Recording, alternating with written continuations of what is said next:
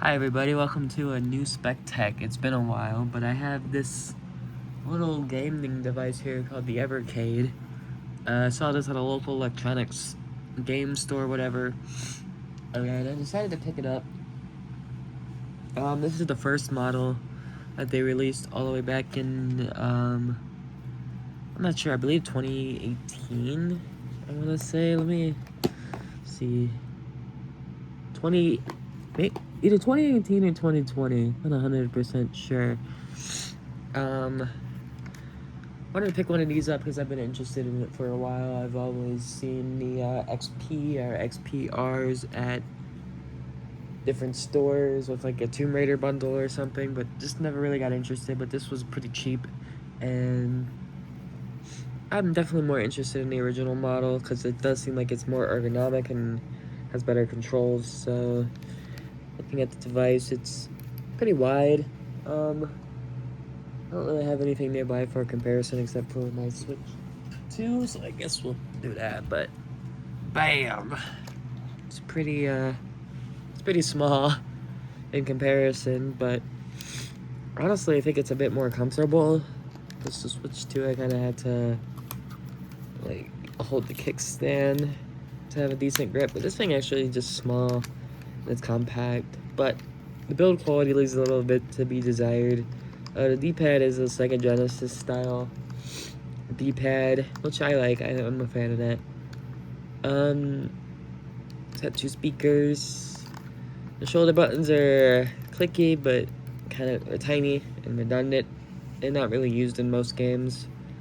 But the newer models have an L2, R2, which is helpful for a few games like Tomb Raider or some other indie games. I don't know. I don't really have any that support that. The buttons are nice and clicky. I actually heard that these are better than the buttons on the other handhelds, except maybe the Super Pocket, which I plan on maybe getting one of those too because the better screen. The buttons are alright, nice and clicky. All my cats want to see me right now for some reason. But the design's kind of nice. It kind of reminds me of the Famicom a little bit. Kind of a red and white theme going on. The back's pretty clean. It just has a logo and the FCC things. Unfortunately, this thing is micro USB, which is kind of but I don't really think it matters too much. It's a headphone jack. The volume button's on the bottom, which is an interesting choice. It does have HDMI out, mini HDMI out, which we will be looking at soon. A power button on the top. It's nice. It's actually like an old style, like Game Boy Switch kind of button, which is nice. Usually most buttons you gotta like hold down or whatever. It's nice to have a functional, simple switch. So we're gonna power it on here. It always makes that boot up noise, which is a little annoying. The software here is kind of bad, I won't lie. You don't really get a ton of options. The newer devices get a bunch more. This one doesn't even have Wi-Fi or anything. Luckily, it came pre-updated, so I didn't have to hook it into my computer. But for the display settings, we get a few here. You get aspect ratio. Apparently, like that, when this thing first came out, you couldn't actually change the aspect ratio or anything, which is kind of wild to me. I guess that was added in an update. I'm not really too familiar with the history of the updates behind these systems. I just kind of bought one that has the last firmware for this thing because I don't think it's getting updated anymore. That's one thing I noticed, that the screen is pretty bad. It's apparently the same screen that was used on the PSP 1000, so it's like a kind of weird aspect ratio and kind of bad viewing angles. Not really good brightness, kind of a lot of like warping when you move it around. There's a mod to upgrade it with a IPS display, but I think I'd rather just get the Super Pocket, which is like $60, comes with built-in games and has a better screen, but it's just more like a Game Boy form factor. There's a bunch of bezels you can apply in the game. Or you can just turn them off. Scan lines. There's the aspect ratio. I prefer just the original ratio. It comes with 2 themes. I know on the newer ones there's I think there's some themes that you can unlock by connecting online or actually putting in like a certain game cartridge, which is kind of a cool idea. I kind of wish the theme per cartridge would, I think that's a cool idea for any system. So the speakers are okay. Again, all my cats want me right now, but the speakers are alright. They don't really get that loud. I haven't tried headphone jacks yet, but I'm sure it's fine. A bunch of different languages. Factory reset. You can also use this as a controller, which micro USB out. I don't really see many people doing that. Maybe there's like an OTG adapter that you can plug into here that came with it. But as is, no. Stop. And yeah, not too much more here. So there are no built-in games. Every game is in a cartridge, which are in these little boxes. Hold on. Sorry about that. Some technical difficulties. But yeah, we got Interplay Collection 1 inserted right now. I got a few of these games from Techno, like Discord server. It's cool they actually have little manuals that describe the games, have a couple screenshots, and the controls. It's nice to see that. I kind of wish it was like a full dedicated manual, but they do have games that are single game cartridges that I'm pretty sure have probably a more in-depth manual. I guess it would be pretty hard to fill up a little book like this with really specific details on every single game without it being probably bigger than the box. The game carts, I'll show you this one. They're interesting. They're in kind of a weird, maybe almost like kind of Game Gear looking kind of form. They're all white. They all say what collection they are, and then they have a little bit of artwork on the front. And this is a primarily UK based system, so everything has the PEGI systems on it, PEGI ratings board on it. And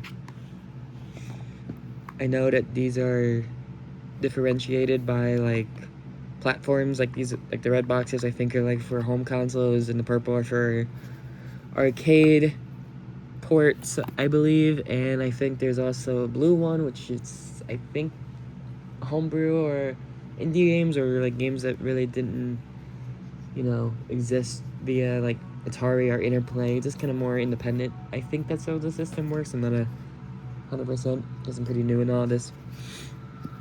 But yeah, let's go ahead and fire up a game here. Let's fire up our from Gem here.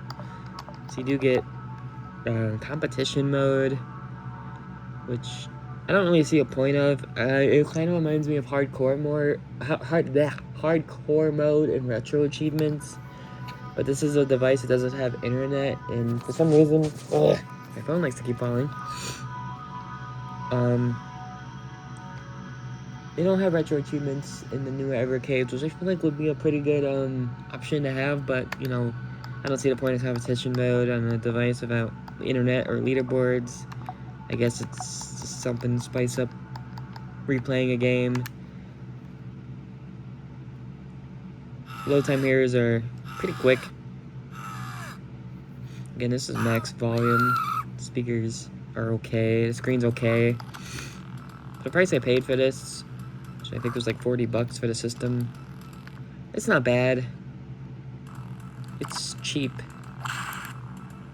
One thing that's annoying is that there are no way to remap the controls. You could pick a couple different layouts, which is nice actually. I don't know what person is making this Y button jump or the R button for jump. It'd be nice to have the A button jump and X to attack and like B to use a secondary weapon, but no, you don't get that here. You do get save states though. You get 6 slots. One's a quick save, which does save pretty quick, and you can reload it. Okay, so you suck, because some of these games on these cartridges are kind of annoying and difficult because they're supposed to be like older games, so it's definitely an appreciated feature. Never really played Earthworm Jim before, but I was interested in it. This one has a Booger Man, which I remember having Booger Man in Play Fight. Not really familiar with the other ones here, sorry. Yeah.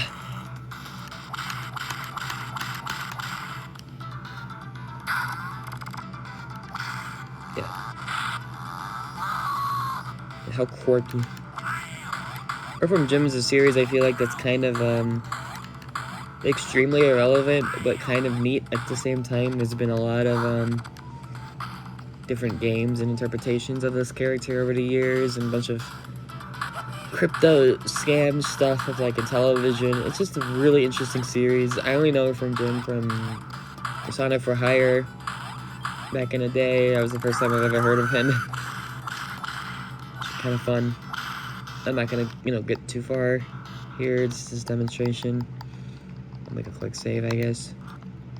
Battery life, I haven't really played this thing enough to judge, but it seems okay. It's kind of gone down like 20% by not really doing too much, so this is a pre-owned unit, so I'm not really sure the lifespan of these.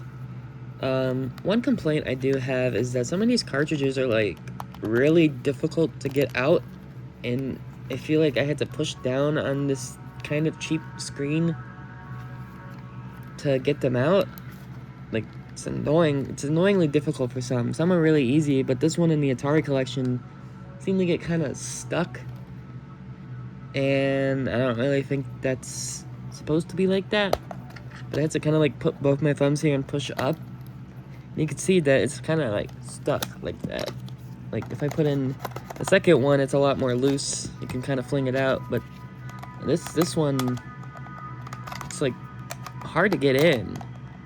I had to like kind of cram it down on like an angle to get in. I can't even get it back in. I'm not really sure why. There. I had to like, it's like firm. I had to like slam it in there to get it to read, but the second volume I can just, it feels a lot lighter and I can just plug it right in. I don't understand the discrepancy here. It's a little weird, but I guess it is what it is. So this is Interplay Collection number 2, which has Earthworm Jim 2, Clay Fighter 2, and a bunch of other games that I kind of want to say nobody cares about, but obviously, every company out there has its fans and nuts. Boot up some Prehistoric Man. The one thing I kind of wish that these like menus would say is what system or version of the game it is. I don't know if the newer ones do that, but like there's definitely a mix of some Genesis ports and, I mean not ports, but ROMs and Super Nintendo ROMs. Because if I go to Earthworm Jim 2 here and go to the settings menu, I must have missed the settings menu, hold on. Like, it does have some changes for the ROM to say, like, Blaze Entertainment, which is the people who made this system. But if I go to options here, it shows Super Nintendo. It literally says Super Nintendo right there, which is kind of odd. I would expect there to have been, like, an edit to that graphic to show, the evercade. See, a lot of what I'm gathering so far from this entire company as a whole is that they're kind of like really good at being lazy. Like, I don't know, there's a lot of weird discrepancies that I've noticed, like the cartridges having issues going in, but they also edited the ROM to say licensed by Blaze, but didn't change the Super Nintendo thing, despite the fact that this isn't a Super Nintendo thing. I don't know if it's for preservation or what, but it can't be because they changed the ROM to say Blaze Entertainment. So it's like they made one edit, so why not make it show the evercade controls or a controller that's like generic in case you're playing it on the Versus or any of the other systems. I guess it's kind of easier just to show the original, but I feel like a version indicator would be nice, just to show like what system it originally came from. I mean, if the controller in the game is gonna say Super Nintendo, why can't I have a little little indicator that says, like, you know, SNES or GEN or something. Right before I switch to the TV mode here, I'm going to put in the one arcade compilation I have, which is Technos, and it's a cartridge that goes in easy. Just because I want to show off another problem with this system is the shooters. The newer evercades have like a shooting mode where you can like flip the D-pad and it's like an A and B button where these would be, and you can use it to play vertical shooters and it rotates the screen.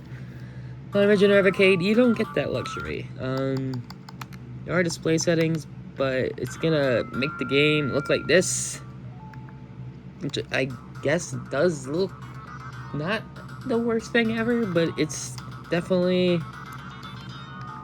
not ideal. I mean, it works, but it just looks bad. If we do pixel perfect mode, then it looks like this. I don't really feel like there's a lot of easy solutions here, unless, like, there's not even a way to flip the display. As far as I can tell, maybe there is. Nope, there's not a way to flip it to even like try doing it. I don't know. You could probably do it like this if you're a masochist, but it seems like the later versions of this system fix that issue, so I guess that's something I can't really complain about too much. I mean, there's this mode, I guess it's something. I'm not really a big, like, vertical screen kind of enjoyer. I kind of like Xevious and Galaga, and those are kind of really the only top-down shooters I really like. So it's not really too much of a big deal for me. Also, for some reason, this cartridge is selling for like $80 online used. I got it for like 15 bucks, which is weird. I don't know. So another weird thing about these cartridges is that some of them become legacy over time. Like the Atari and the Namco one. I don't have the Namco one, but they will have a license for a while to sell the game, because all these games are supposed to be $20 brand new MSRP, unless it's like a limited edition that's in like a bundle or something. But some of them become legacy when the license expires, and then the company doesn't offer like any ways to get the games again, not even digitally on the newer systems, which is odd. Nope, here's another cartridge with an issue. I had to like cram it in for Atari games.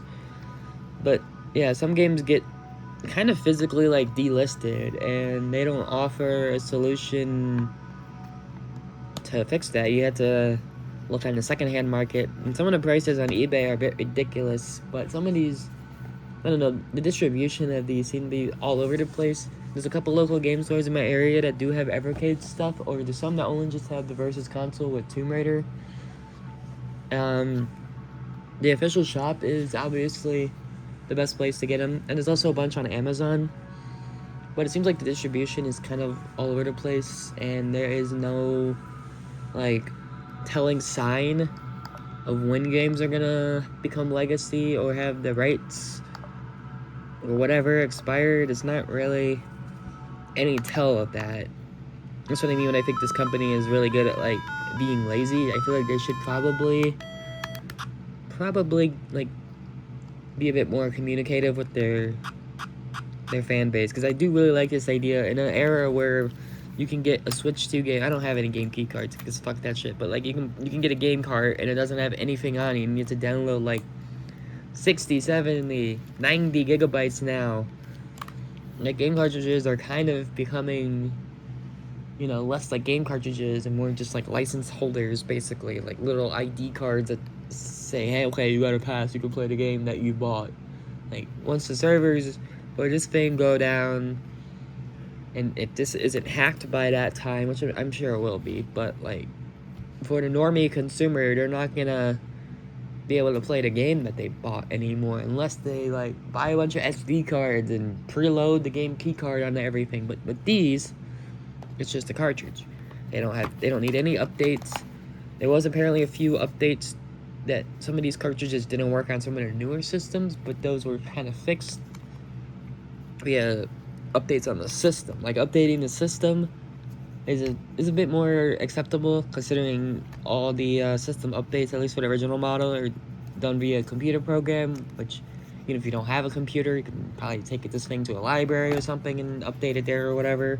But you don't want to actually update anything off the cartridge, which I do think is an attractive reason. Like, I have a ton of emulation handhelds. Like, I have an RP5 and an entire gaming handheld PC, but like, I don't know.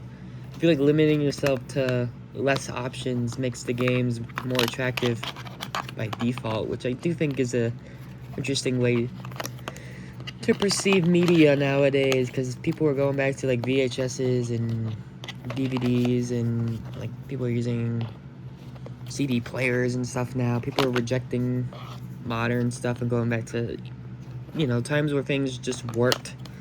So I think evercade is appealing in that way, but I also definitely see some issues that should be ironed out. Some that have been ironed out in newer models, which if I do get a newer model, I'll do a follow-up video. But now I like to switch to HDMI out mode with Ninja Golf here. Okay, forgive the kind of awkward setup here. The cable I have is pretty short and probably isn't gonna really, not gonna really be able to show this off that well. I'm tethered in with a cable here. This is really loud. Let me turn it down a little bit. But I believe the output here is 720? Yeah, 720p. I don't know why it says PS4, but whoops. Looks like it does 720p. And the entire interface changes, which is interesting. Unfortunately, this thing doesn't have IR or Bluetooth at all. So playing multiplayer on this thing is gonna be kind of difficult, if not impossible, unless you have like the OTG adapter, which is definitely an issue, I'd say. I'm assuming that's why, good lord, I'm assuming that's why the newer evercade handhelds don't even bother with including it. But I mean, the games do scale to 720p. They do take up the entire TV. I'm not sure why it's not starting here. Oh. But yeah, it's Ninja Golf. It's one of the funniest Atari. It's the best Atari game. I don't care what anybody says. This is a stupid idea. Using the handheld as a controller in the dock mode is a little awkward. I don't know if there's any input latency or anything. Getting my ass beat. I don't know, the quick menu is a bit different looking in this mode, but you can also make it 4x3, which I think looks a little bit better. Oh, the Y button just resets you. Interesting. But yeah, plugging this into a TV is neat. It kind of feels like an afterthought. I mean, because this was the first model, and they did make the home console version not too long after. So I feel like this is just kind of like a bonus. It's not really anything entirely. I don't think you should be making an at-home game console replacement, because this thing's still running off a battery. I'm assuming it's definitely using less because the screen's off. There's no option to play with the screen on, as far as I can tell. You can't force a PAL mode, which is, I guess, interesting. I'm not exactly sure really what else to say here. I mean, I'm obviously not going to play a bunch of Atari games, but I guess we could try booting up one more game before ending this video.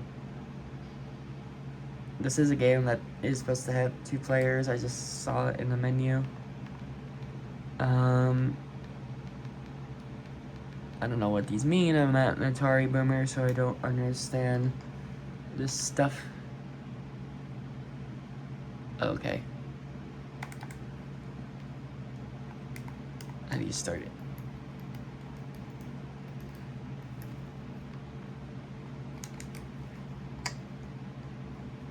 Oh.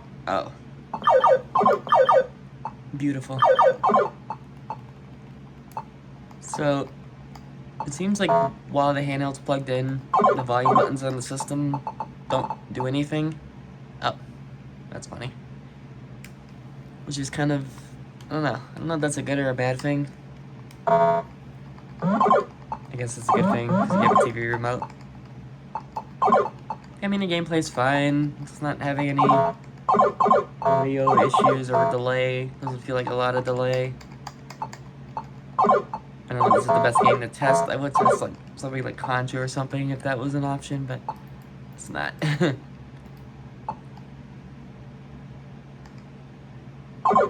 the 80s kids had it rough, man. That's all I'll say.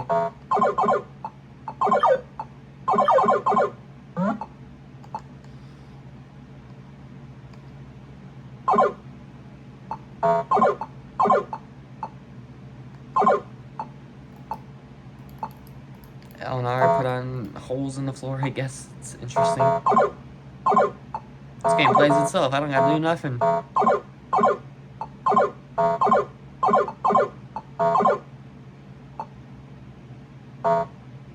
don't gotta do a single thing. Playing itself. This was the 80s kids brain rot. Right here.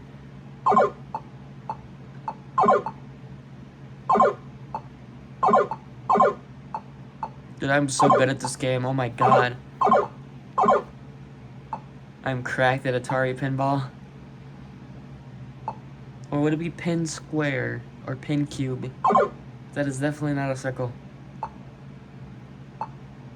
Oh my god, fall in the hole. Yeah, there we go. So yeah, that's the original evercade. I'll show you what happens if you unplug it. If you unplug it, it just goes right back. So I guess it's kind of like a little switch in a way, but just, you know, without any ways to connect another controller, without it being extremely inconvenient. I definitely feel like this thing should have had Bluetooth, bare minimum. But this thing did originally retail for like less than $100, so I kind of get it. Some budgets were cut. But yeah, evercade's alright. If I had to give it like a number, I'd probably give it like a 7. Like a 7 out of 10 for this specific model. If I do get my hands on any of the other versions, I will do a follow-up video on that, I suppose. So thanks for watching.